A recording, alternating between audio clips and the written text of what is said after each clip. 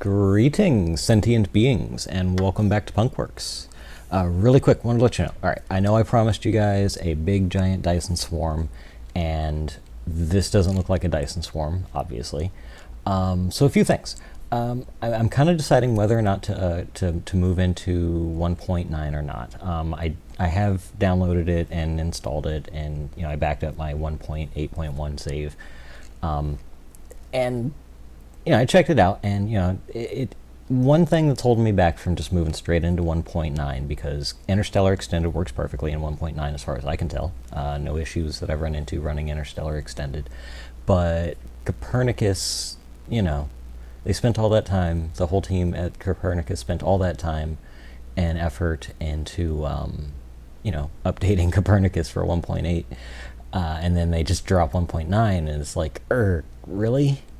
Though I from what I hear, it's probably not going to be as much of a wait, and I bless them for even continuing to do what they do for free. They're doing it for free. So I'm going to stick around at 1.8 for a while, and play around with Copernicus and different planet packs.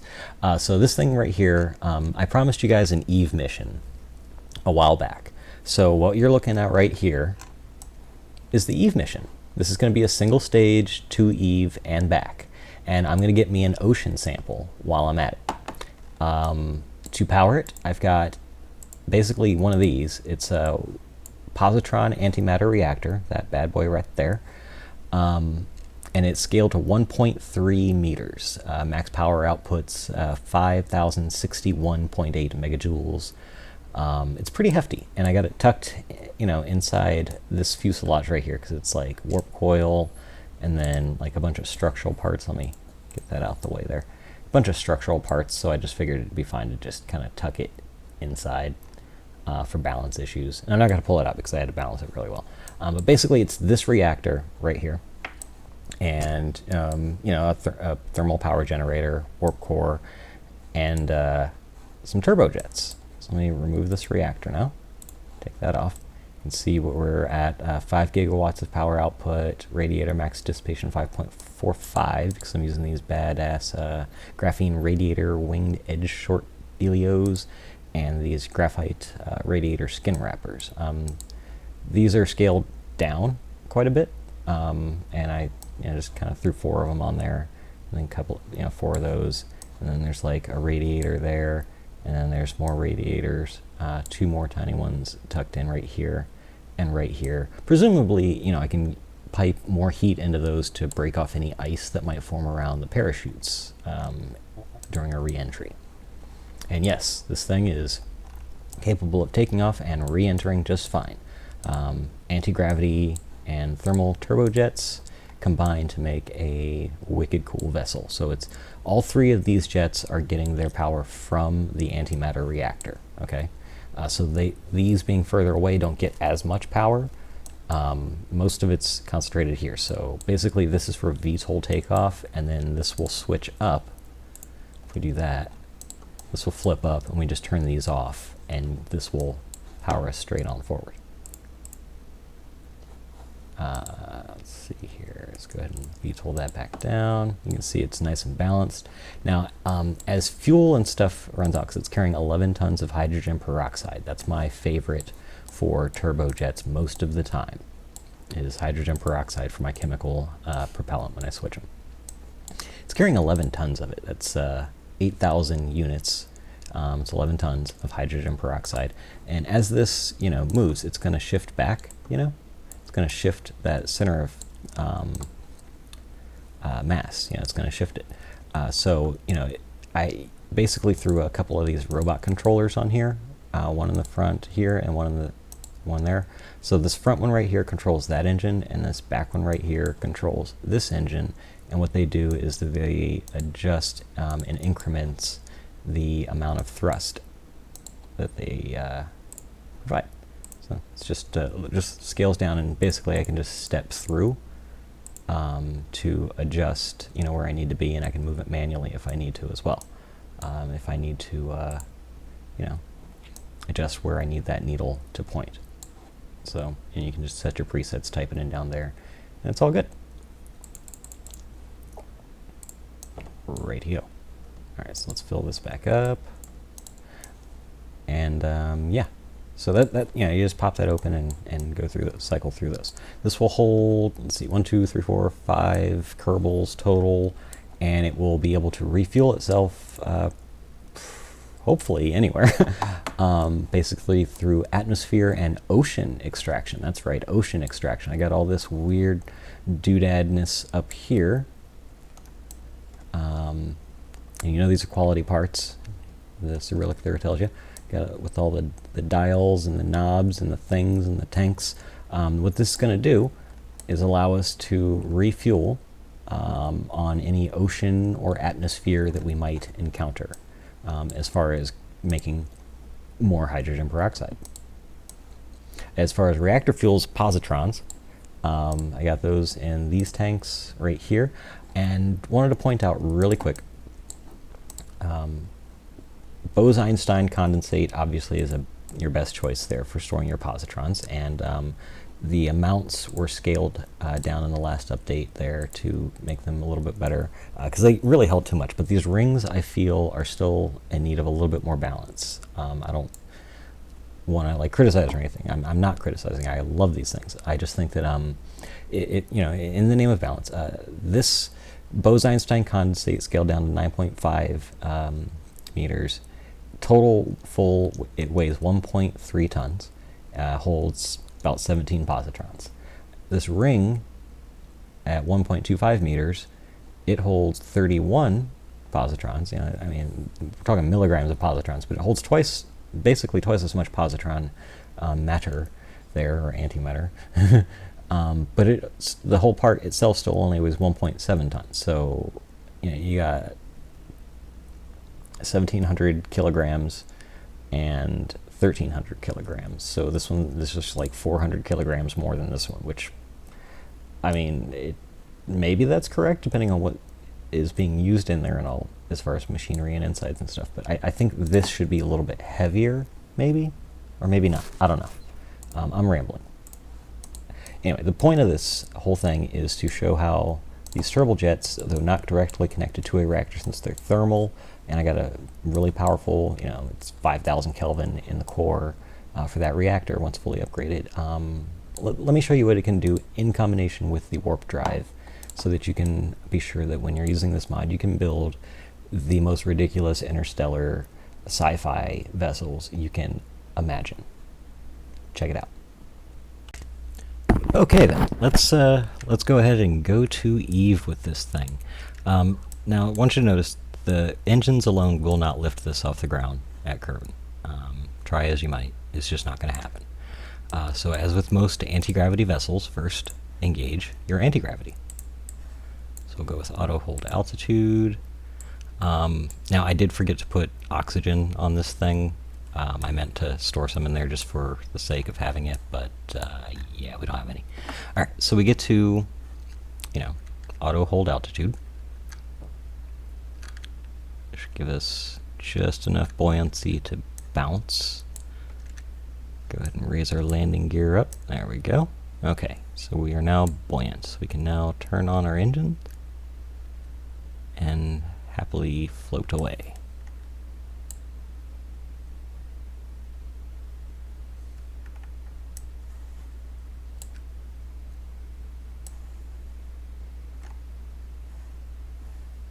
Pretty cool. Okay, now once you get up so far, you know, when you don't have to really worry about it, you can actually rotate out of VTOL mode, change your control direction to forward, and point up. Go ahead and do that, and just zoom right on into space.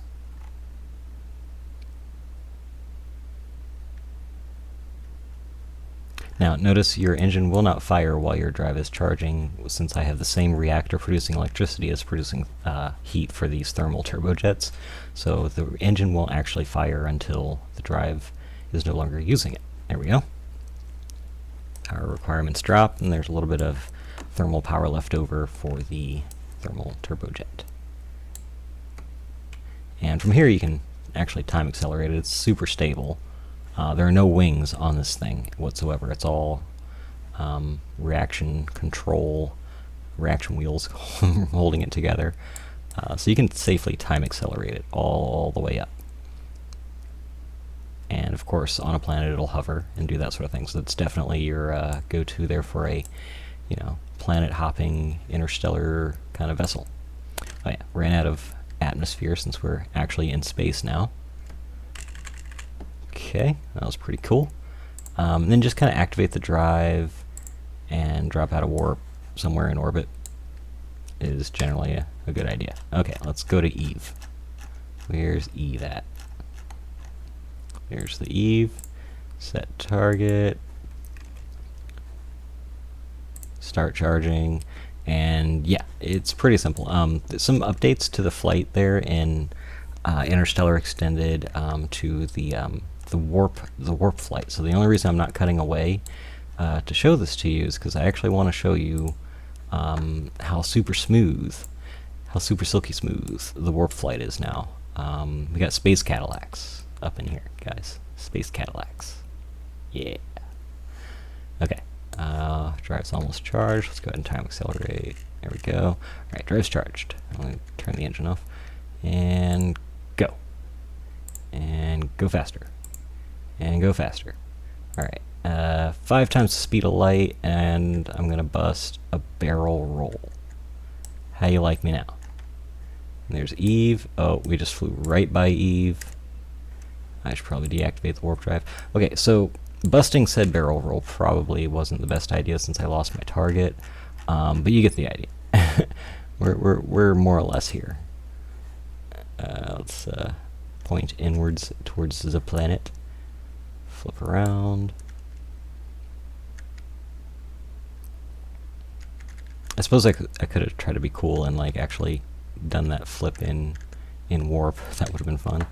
All right, let's just charge that again. All right, but yeah, super updated. So let's go ahead and get to orbit, and I'll be back with you in a second.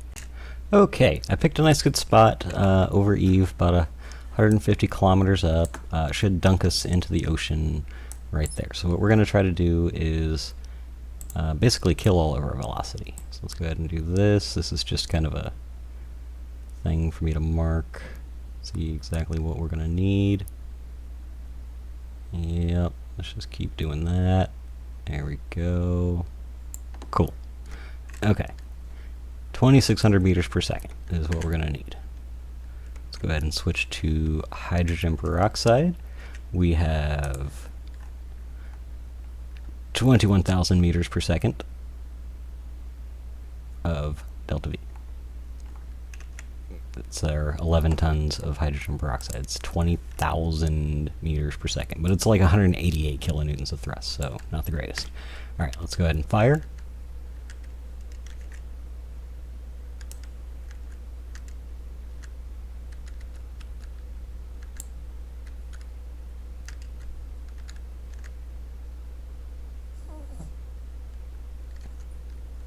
Okay. Double check that. Yeah, 188.9 kilonewtons of thrust. So one thing to worry about when doing something like this is we're going to start falling towards the planet pretty rapidly, which is why I'm doing this at 155 kilometers up, because closer and we'll enter the atmosphere too quickly. So burn, a ton of delta V off using your engines, and then when you're ready, start incrementally spooling up your warp drive.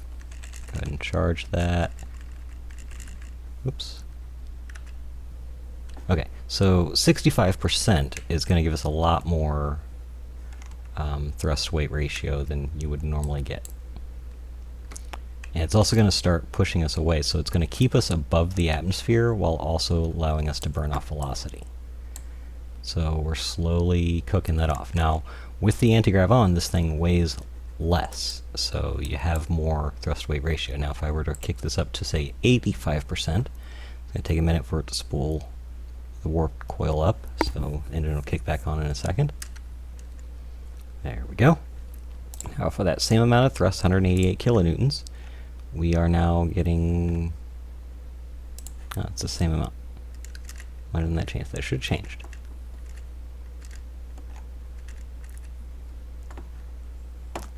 .68. That's still about the same. I guess I was wrong. All right. Anyway, we're still burning off delta V, but it's going to take a while.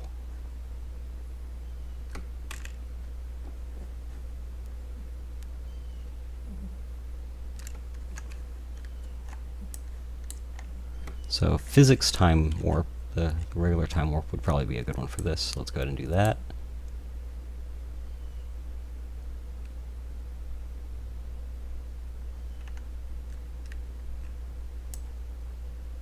Yes, this is another of those long form videos that I don't speed up or cut too much, because I want to show you the full deal, and then we'll get back to the tutorial videos and the building of the Dyson swarm. But I've been itching to do this for a while, and I'm taking you along with me. You don't have to watch it, it's okay.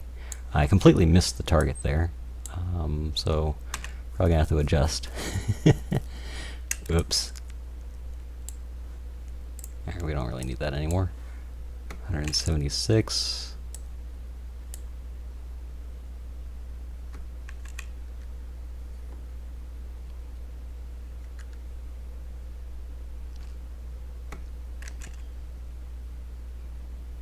Alright, now we're starting to drop back down into the atmosphere, or towards the atmosphere.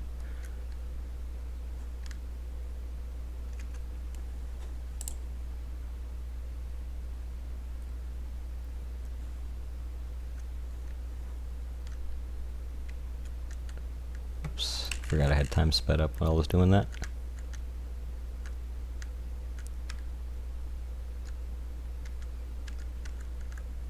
So the idea is to get as slow as possible before hitting this atmosphere. Definitely don't want to do that.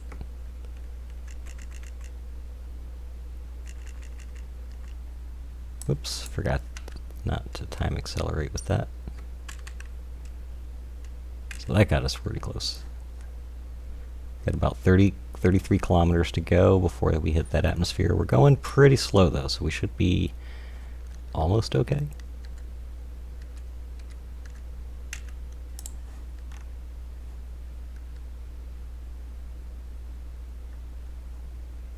Yeah.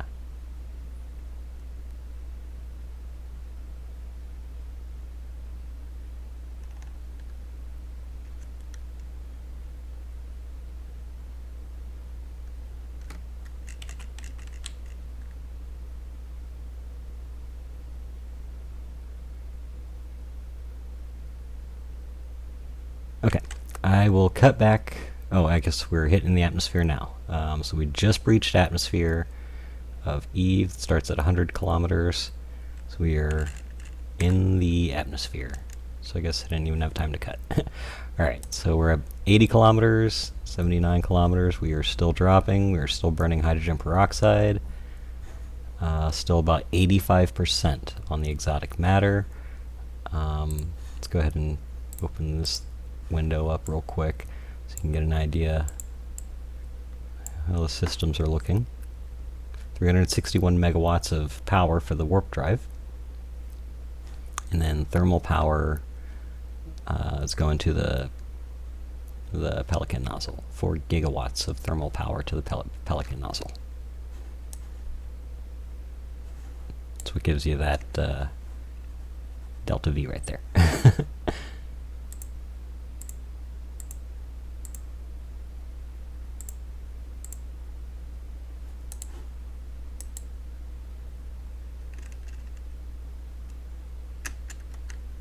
Okay, 56 kilometers.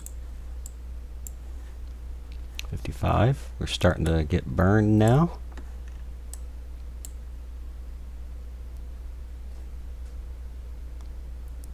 Still not quite enough atmosphere to turn on the thermal turbojets, but we will in probably around the 30 kilometer mark. Actually, I could probably do it now. Let's find out how much thrust we get.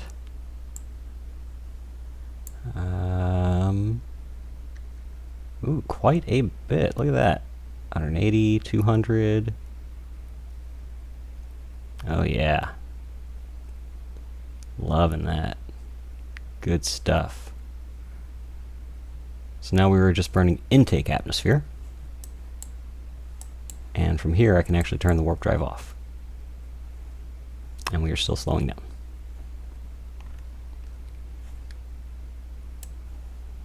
Now we are 35 kilometers above Eve, and we could probably kill off the rest of our velocity and hover. But I'm going to go ahead and not do that, and let us go ahead and continue to fall. Little time acceleration.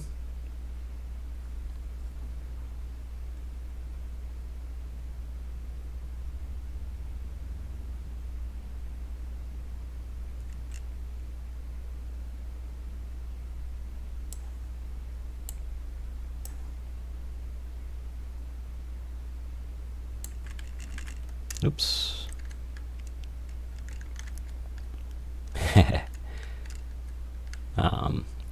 Yeah. Forgot about that. Little flipsy-do there. Atmosphere around Eve gets real thick real quick. So that's why you want to go real slow so that you don't blow apart when you encounter that layer.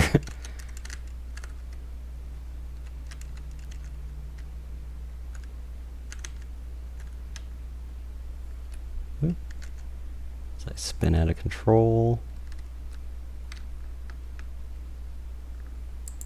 Let's go ahead and turn that back on to charge.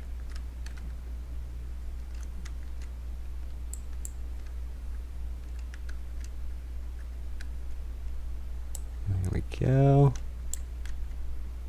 That thick atmosphere of Eve coupled with no wings means controlling in atmosphere is a little weird, which is why this particular configuration isn't spinning out of control, whereas everything else was.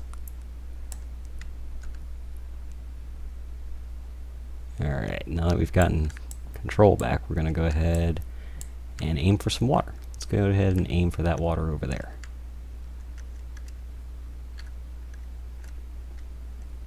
Warp drive's not on. This is all just thermal turbojets on Eve, which are super powerful because thick atmosphere. But there's also a downside to it, is they're not like it's burning a lot of positrons doing this. Just to let you know, taking a lot of power.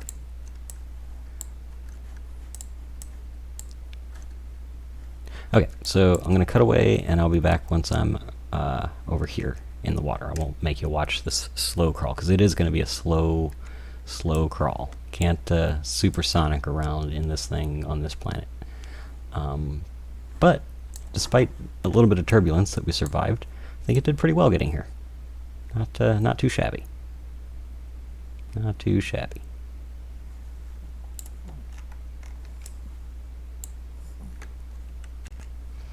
Yeah, it's just smooth sailing till we get there. Not much to do. It's pretty stable as far as that goes.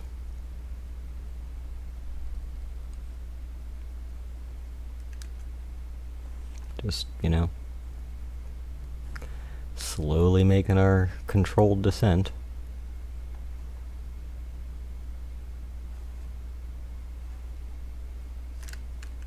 Okay, so we've leveled off using auto hold altitude at about 2.5 kilometers. Got the engines going at about, you know, a third power, and you might notice this slight little tip up that it has there, right? Eve's atmosphere is a little bit different, so little adjustments need to be made. So I've opened up the controller for this front engine right there. Let's go ahead and pin that right there. I just want to show you that I mean, easy solution for me is to just kind of do this. Slowly step its throttle down until it becomes easier to control. And that looks good right there. Voila. Stability has returned. Pretty cool, right? Okay. A little bit further to go before we're in the water, though.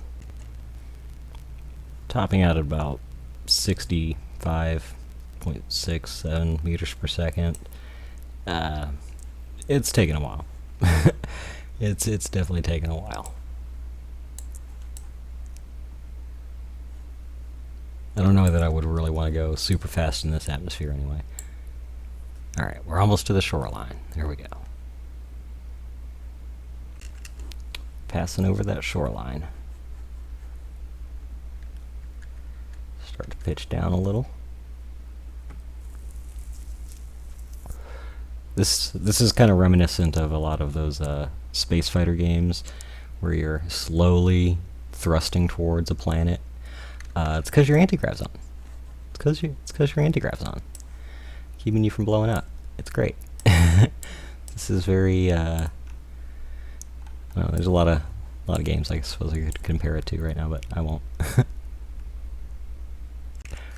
Okay, so at about 700 feet above sea level, we kind of level off with auto hold altitude there, and we slowly let ourselves fall. We take about 10% off of that and let us kind of drift towards the ground there.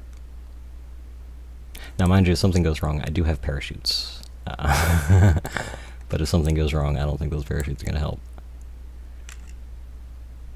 But yeah, we'll just do a nice controlled 13 meter per second drop towards the ground. Or the ocean, rather. Okay. About 250. Got my alarms on. Radar altitude. We'll start a little bit of thrust.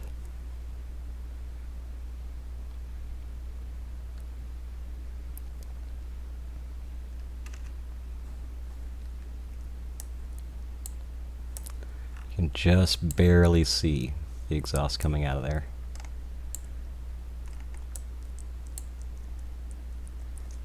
The idea is to just set her down super gentle. We're kind of drifting a little, so let's kind of correct that. A little more thrust.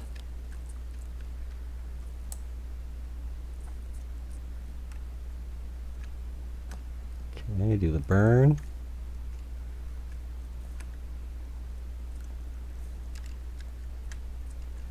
Get her steady. Oop, oop.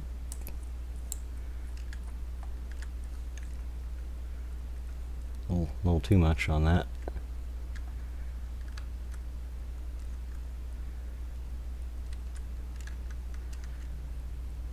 Okay, there we go.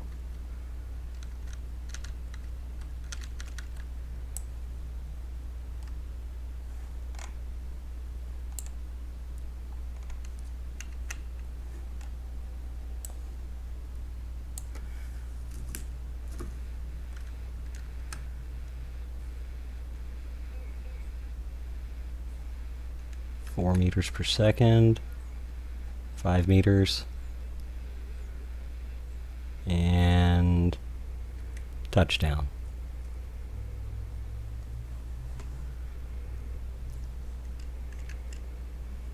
There we go. We are in the water. Go ahead and turn that off now. Okay, and now we can take our samples. Pretty cool. Let's go ahead and turn those engines off. Great stuff. Great stuff. Okay, we're going to leave the air intakes on because those are going to act as our liquid ocean intakes. Of course, there's the... I don't know if I can actually... Maybe not. I guess I can't go under the water on Eve here, but there's 2 air intakes submerged right now. So, here's what we do with all that. This actually might be an issue, because I need to get to... Oh, I can still click on it. Okay. So, I have a processor module, and I have an electrolyzer module. I have a converter module, and I have a refrigerator. Okay. So, all of these things are here to basically allow us to make use of whatever we find in ocean atmosphere, that sort of thing. So this will be the second part of this video, which is where I show you some ISRU, which is basically how to refuel this bad boy. Now, we didn't really use that much fuel, not even 600 units out of each tank, so that still gives us a ton of delta V, probably something like 18,000 or 19,000 units of delta, or meters per second of delta V. It's just absurd. But we're gonna get some stuff here anyway. All right. So the first thing we want to do is using the refrigerator. First thing we want to do. Actually, we don't want atmosphere extraction. Well, we could use atmosphere extraction. Actually, I'm rambling. Let's try this. Let's take a sample of each one. Okay. So atmospheric and ocean composition coming right up. Should take a moment there for those to do their things. But in the meantime, actually go to your processor and toggle your refinery window. And the miniature processor bad boy, it's going to do the ocean extraction. Enable overflow. And looks like we're getting water. Water starting to fill up. That's good. Good stuff on the water. So, there is water to be had in the ocean. It looks like there's also some lithium in freakishly smaller amounts, a little bit of enriched in uranium and carbonite, an enormous amount of carbonite. Okay. So the ocean is apparently mostly carbonite and water. Carbonite suspended in water, maybe? Maybe they're not soluble with each other. Okay, ocean composition. And looks like I got some sort of weird bug there. Don't know what that was, but yeah. Ocean composition is water, carbonite, sodium, chlorine, magnesium, uranium, lithium 7, and lithium 6. Cool. Not quite what I was expecting. I was expecting a rocket fuel for something called the Explodium Sea. But I guess that's the carbonite. Lots of carbonite in that ocean. Okay, atmosphere, carbon dioxide, nitrogen, argon, xenon, helium 3 and 4, nitrogen, and more carbonite. Interesting planet you are, Eve. Interesting planet. So we're not going to worry too much about that. Right here, since there's water, and 97% water and 75% carbonite tells me that it's water, and then there's carbonite not dissolved in there. So it's like the liquid you find is water and the not liquid is carbonite, maybe? I don't know. Maybe that's a glitch or a bug, or just improperly. That's probably why that glitched out. It's like, that's more than 100%. So that's probably, I don't even use carbonite, so I don't know why that's in there. But let's process it. I'm rambling again, taking forever to get to the point. Okay, so with all that, refinery window, that's why we have a 75% production rate. We're getting lots and lots of water. So first thing we're going to do is go to our refrigerator, and we're going to make that liquid water, okay? And then the rest is going to store as water. So that little bit of liquid water is what we're going to use for our processes. So we can just kind of close that and just continuously pump in the water, okay? Now, next thing you're going to do is get your electrolyzer. Your electrolyzer you are going to use to split the water into hydrogen and oxygen using water electrolysis. So H2O becomes H2 and O2. So you do that, enable overflow, and should be collecting both. Yes, okay, so we're collecting hydrogen gas and oxygen gas, which is great. So as we electrolyze these, that bubbles them off. So you're using electricity to separate an electron, or to add an electron to the oxygen in the water molecule so that it lets go of the hydrogen. Okay? So it lets go of the hydrogen bubbles off as hydrogen gas, the oxygen bubbles off as oxygen gas. You collect those two gases. Okay? So we're just going to let that run. So water's coming in, and we're splitting it into hydrogen and oxygen using the electrolyzer. So now we go to the converter. We're using the refrigerator, by the way, to turn the water into liquid water. Now we go to the converter. Toggle refinery window. Anthracene process. H2 plus O2 equals high test peroxide. Click that on. And, I mean, you can enable overflow or not, but using the oxygen and the hydrogen gas, we are combining those into hydrogen peroxide. Pretty cool, right? Production rate is low because I'm using the small, miniaturized versions. But this thing, left to its own devices, if we open this up, will eventually fill up on hydrogen peroxide. It's just going to take a long time to do. So let's go ahead and fast forward. Full time warp, 1 day, 2 day, 3 day, 4 day, 5 day, 6 day. But it's getting there.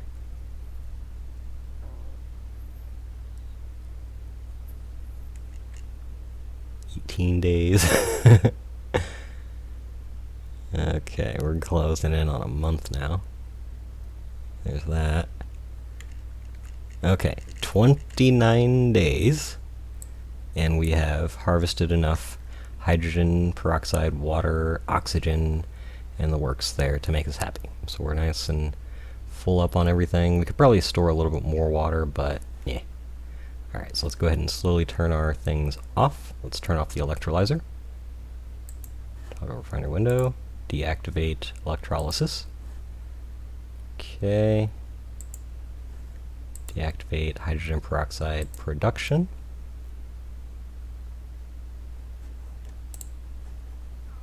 We didn't have the yeah, that wasn't doing anything. Okay. Probably just do that. And then from here, we can deactivate that process. We're no longer piping in water. And we're done.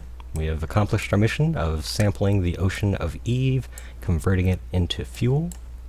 The only thing that's left is to head back home. So launching from Eve is much like launching from Kerbin. With the things on, we're not going to launch out of the ocean under this power. It's just not going to happen. See? So, auto hold altitude.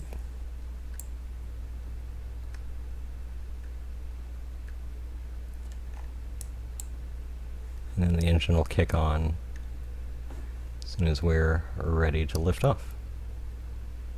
Now, if you wanted, you could do this early, like put it at 75, and it'll kick on a little earlier, and you can just kind of step it up, do 90. And there we go.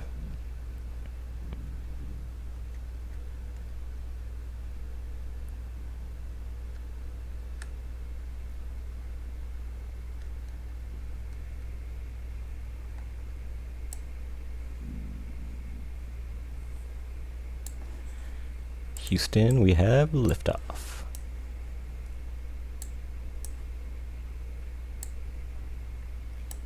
Okay, so same deal for Kerbin. Get up into the air a little bit, and then when you're ready, kind of just pitch upwards and tilt your engine and take off.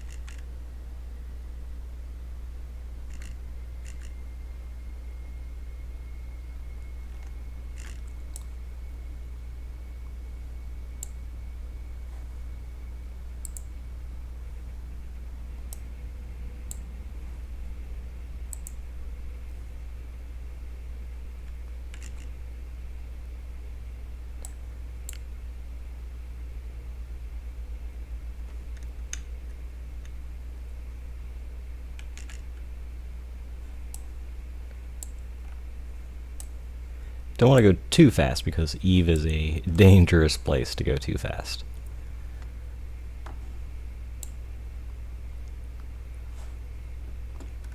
Now, I know I'm not getting into much of the science or anything here behind what's going on, but the basic principles behind using the warp drive in KSPIE Interstellar Extended, it's either a travel device or it's an antigrav device, and that antigrav is what is basically behind all those sci-fi movies you see with, you know, spaceships taking off from planets that they have no business taking off from.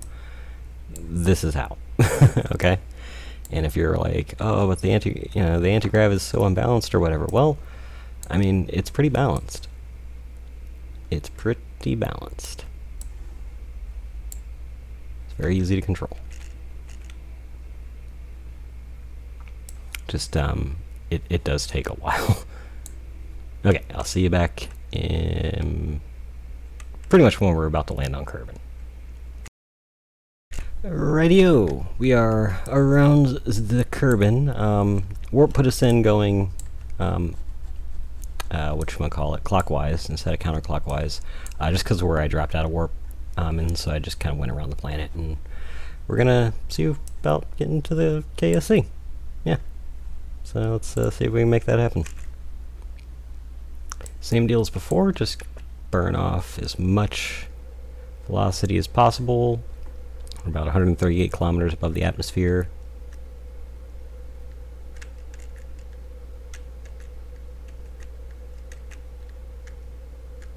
Wobbly camera there.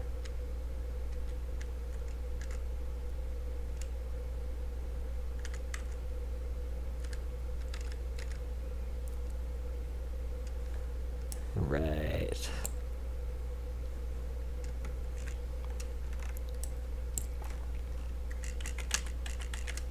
So we'll burn off some velocity for a while, and then we'll kick on that warp drive when it seems appropriate.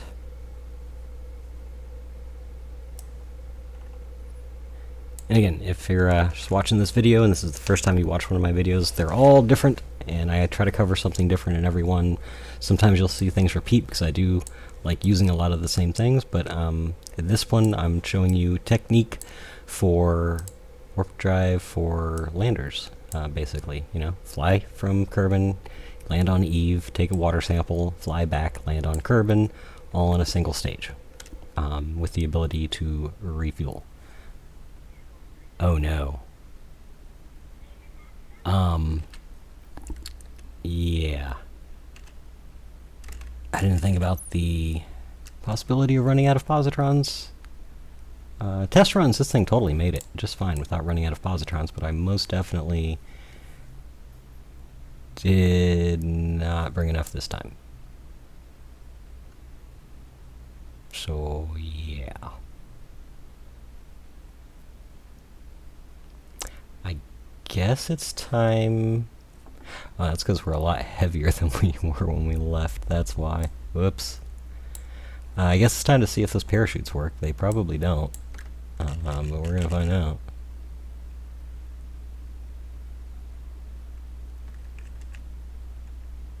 Yeah, we're doomed. Doom.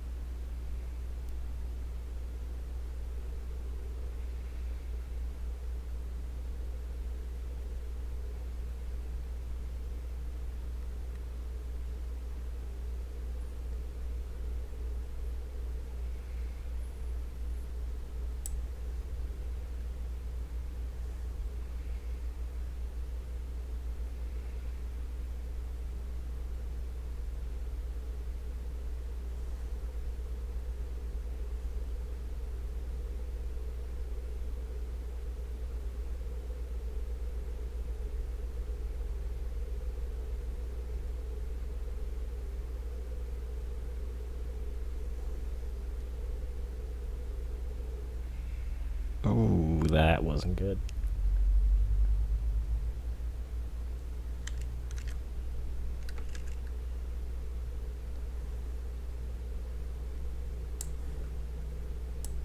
This could be an issue.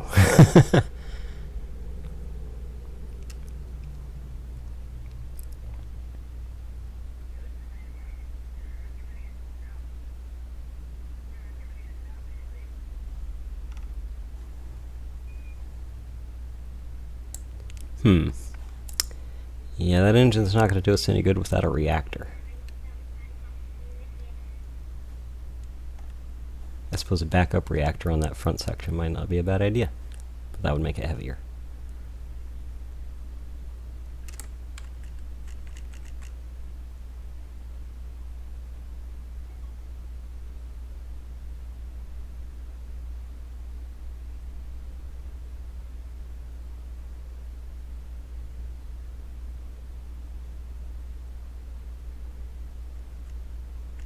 Well, I guess you'll just have to take my word for it that this thing can actually make it back if you don't waste all your positrons flying around all over Eve, like I did. Fortunately, the crew is contained all right here in this extremely well protected module that, as you can see, survived re-entry and might even survive touchdown.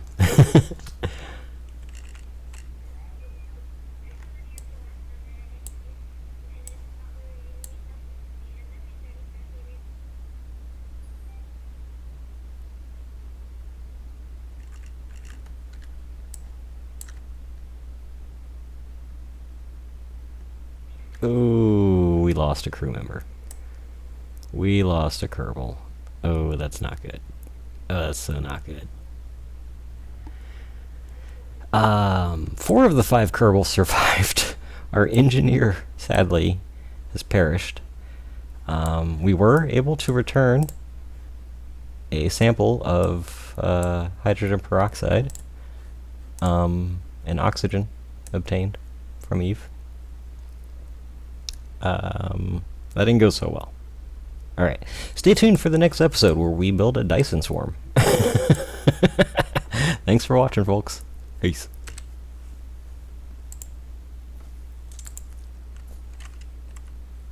Hey, don't worry, folks. They're all alive. I wouldn't let them go like that.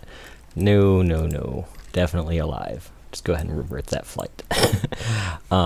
Yeah, stay tuned for the next one. We'll do some fun stuff. I'm gonna go ahead and build that Dyson swarm. We're gonna use the ablative laser nozzle thingy, the thing you shoot a laser at and it makes thrust. Yeah, we're gonna use one of those things. Show you how that works. And we'll probably do an unmanned set of missions next time. My brave Kerbals are in need of a little R&R. That little simulation was terrifying for them. All right. Thanks for watching. Please be sure to like, subscribe, comment, question, criticize, and as always, stay frosty. Keep playing, have fun.